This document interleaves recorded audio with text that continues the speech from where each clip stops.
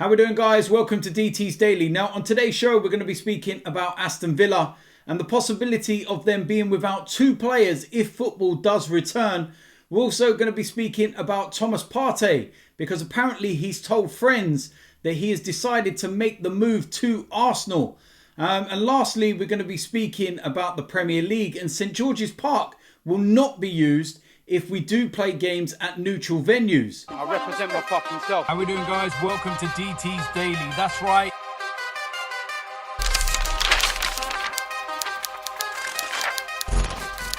So the first place we're going to start is Aston Villa and the news that they may well lose two of their players if football does resume soon. Now, of course, it's looking very likely that the Premier League will get games going again.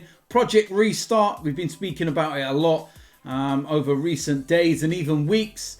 But Dean Smith, the Aston Villa manager, has said that they are facing the prospect of playing without at least two of their key squad members due to the risk of coronavirus infection. The Aston Villa boss revealed to the Football Show that one of his players is asthmatic and another has a vulnerable mother-in-law living with the family, and there is a real possibility the team could return to training and matches without them. Everybody wants to get back into training, but they also want to see what the medical protocols are first. There's a certain risk attached to the return to training for all players, and I think they want to make sure they tick all the boxes so it's safe to do so. We've got a player who is asthmatic, we've got a player whose mother-in-law is in remission and living with the family. You have to be very careful. Certainly the transmission knows no boundaries.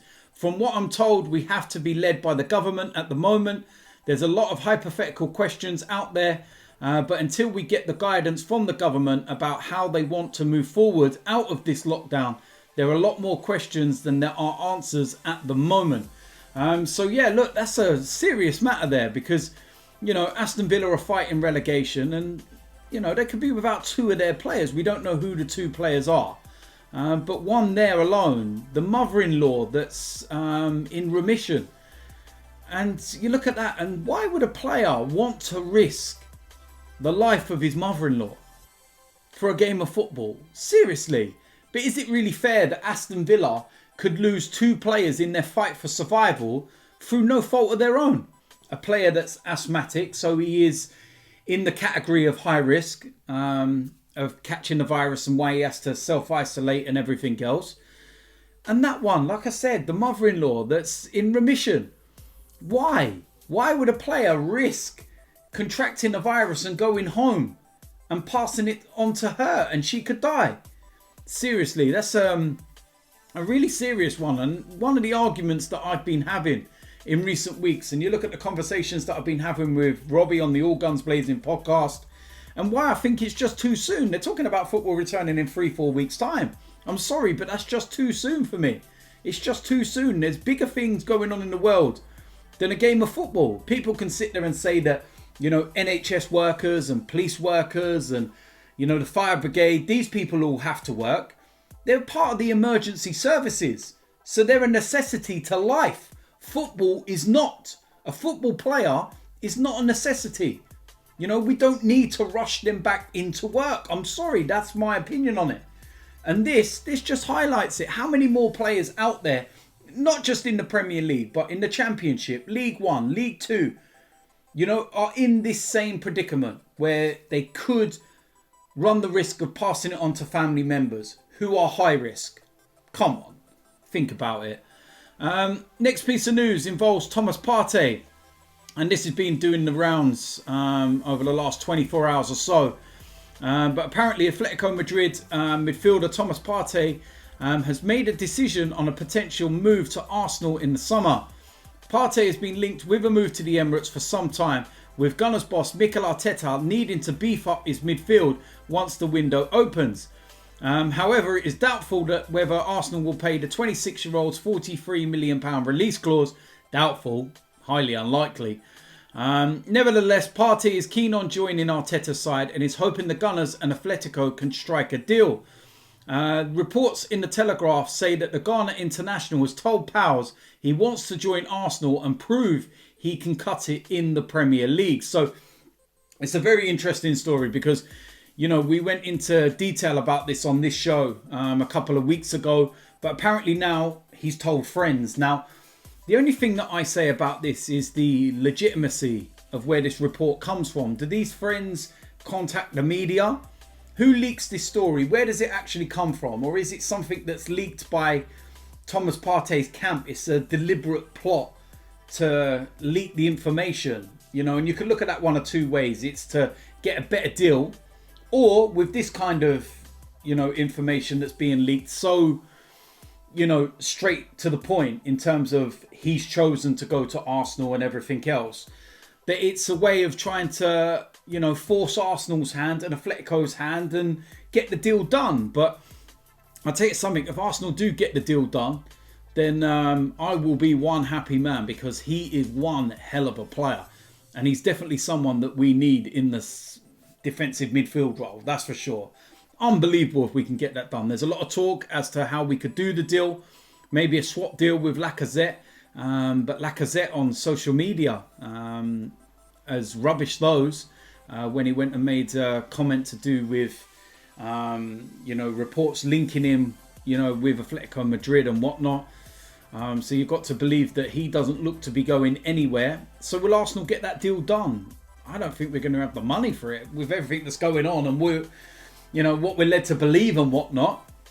Where are we going to have £43 million? Stan ain't going to dig his hands in his pocket, is he? He ain't going to go and get £43 million and help Arsenal out, is it? It'll probably end up being we got to sell someone to buy someone, because that's just what Arsenal do, innit? So we will wait and see. I won't hold my breath, but I'll tell you something. If Thomas Partey becomes an Arsenal player, I will be absolutely buzzing. Last piece of news involves the discussions over neutral venues. And those discussions have already taken place, and they have decided that St George's Park will not be one of the locations. Concerns raised by both police chiefs and safety advisory groups, notably over crowds gathering and social distancing within the stadium, mean the campaign cannot be finished in the usual way, with supporters travelling across the country to follow their team to away venues. Talks over what the most appropriate grounds are to use in this scenario are continuing, as officials try to find a way for football to return amid the coronavirus pandemic. But St George's Park is not being considered, while the use of Wembley has not been discounted. However, there are issues under consideration, which include how likely fans are to gather outside the stadium and how easy it is for police to control the surrounding areas. The stadium layout and potential difficulties over social distancing, even down to details such as narrow corridors, are also to be taken into consideration, as well as the infection rate in the areas surrounding the venue. Premier League officials are keen to ensure the travel times for teams are similar, so the stadium location is also a factor in the decision-making process. Bearing in mind the criteria being considered, it is likely that the modern stadiums not in close proximity to housing areas are likely to be chosen. This could mean the likes of the Etihad, Southampton's St Mary's Ground, the London Stadium, the King Power in Leicester and Brighton's Amex are more likely to be used should this scenario prove practical. So it's a bit of an interesting one. It sounds like there's a hell of a lot going into trying to plan and get this done. But yeah, I've been to all of those stadiums that they say, and I think Brighton, the Amex, it's not in close proximity of a housing estate. St Mary's as well is pretty much industrial estates all around it. The Etihad, it's always empty anyway. The London Stadium, I suppose what the closest to there would be the shopping centre Stratford, but with that being closed, unless shops are allowed to open and everything else, it depends at the time. So that could be one.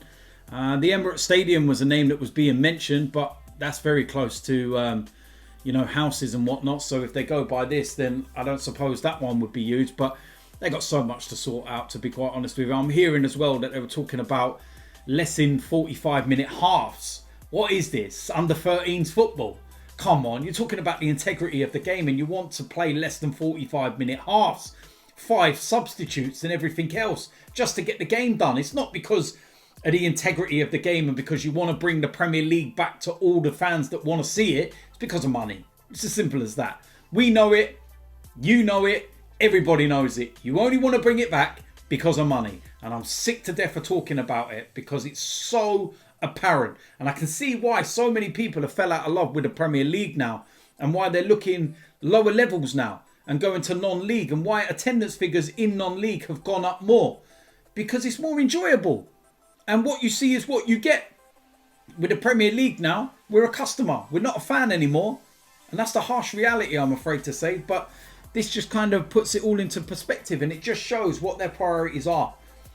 And well, I can't really say no more than that, to be quite honest with you. So there we go. That is it for today's DT's Daily. As usual, let me know in the comment section what you think about today's topics. Make sure you smash a like on this video. And I will see you lot tomorrow. I'm out of here.